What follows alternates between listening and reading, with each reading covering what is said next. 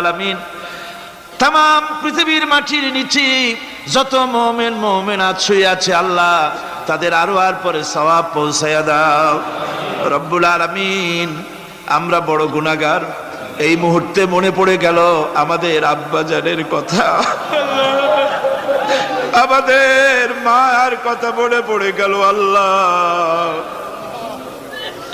আয় আল্লাহ, আমাদের আব্বাজান যারা কবরে চলে গেছে আমাদের জন্য কত কষ্ট করেছেন আল্লাহ, বাপজানের কবরটাকে বেহেশত বানাইয়া দাও রব্বুল আলামিন।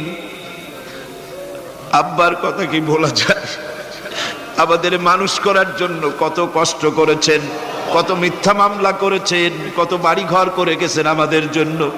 একটা পয়সা নিয়ে যান নাই, কিছু নিয়ে যায় নাই, খালি হাতে চলে গেছে। আল্লাহ বাপজানের কবরটা বেহেশত বানাইয়া দাও।